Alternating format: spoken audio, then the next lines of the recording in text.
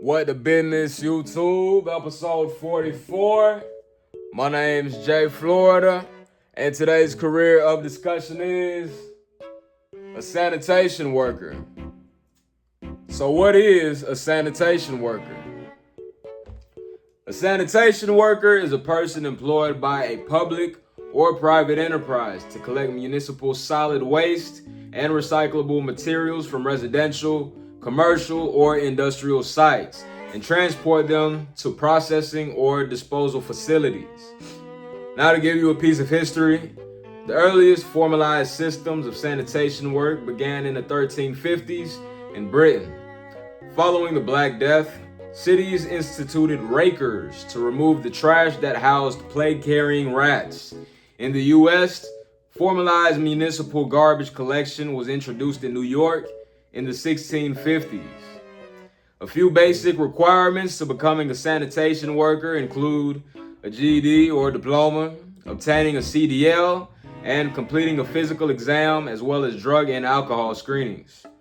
Now, all of this can take you anywhere from 1 month to 3 years when considering career goals and advancement, and cost you anywhere from $150 to $3,000 when considering licensing. As far as your range, as an entry-level sanitation worker, you can expect to make $35,000 to $45,000, with a few things affecting how much you take home being employment type, such as municipal versus private hauler, overtime, union status, and specialized certifications. A day in life as a sanitation worker can be described as early mornings, physically demanding, exposure to extreme weather, unpleasant odors, and proper disposal of waste. As far as opportunity, there are no barriers, no gates keeping anyone from becoming a sanitation worker if they decide to do so, and for that reason, the sanitation worker scores green. As far as examples, we are actually short a list for this episode, but if you're wanting some more information on what it's like to be a sanitation worker or even how to become a sanitation worker, you can have that conversation with your local sanitation worker the next time they come to collect.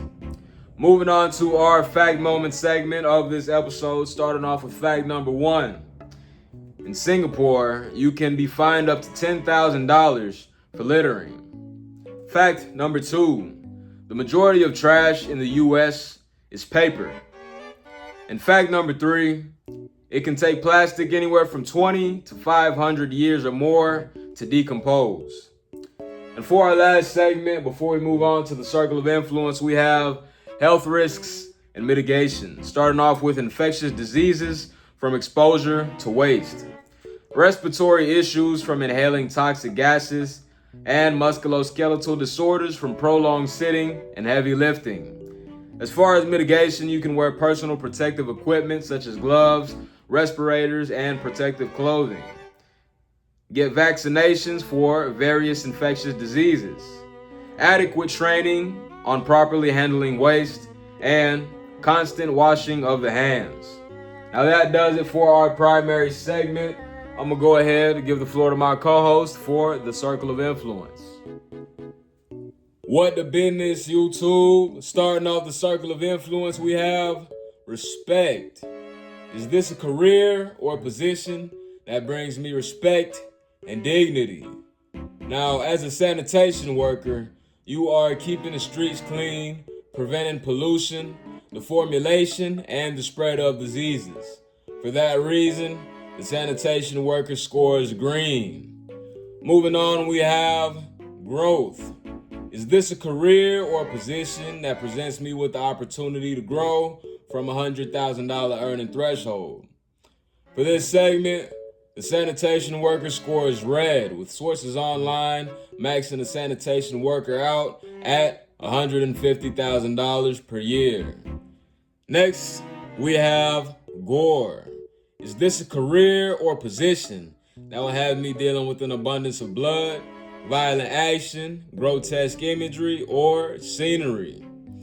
For this segment, the sanitation worker scores green, as in no. You will not be dealing with any of the mentioned before. And for our last ideological standpoint, we have moral conflict. Is this a career or a position that will have me compromise any of my foreseeable morals? Don't lie, don't cheat, don't steal, don't kill. The basic set of guidelines. And for this segment, the sanitation worker also scores green. Moving on to the statistical side of things, we have gender demographics, where men make up 82% of the industry and women make up 18% of the industry, though some sources claim the split is 95-5. Next, we have ethnic demographics, where Caucasians make up 56% of the industry, Hispanics make up 21% of the industry, and African Americans make up 12% of the total industry. And for our last standpoint, we have location demographics, top paying states, no particular order, starting things off with Washington, followed by New York and California, and closing things out with Alaska and Nevada. Now that does it for the Circle of Influence. I'm gonna go ahead and give the floor back to Florida. I'm back. Just to summarize the sanitation worker, it's not a pretty career. As overlooked as the sanitation worker is, it is a very much needed profession. Say if all sanitation workers were to disappear, we instantaneously have a buildup of trash mountains that could pollute our water and carry disease-ridden pests. Sanitation workers are also on the lower end of earning potential, which surprised me for as much crap as they deal with, no pun intended, especially being one of our silent heroes. However, you can definitely still make a comfortable living at $150,000 per year. With that being said, it does look like we have a full episode today. The word of the day is practical. Self-help resources on the board. As always, I'll leave it down in the description. And to show your support, if you want to see this kind of content more often, make sure to comment, like, and subscribe. And I'll see you guys on episode 45.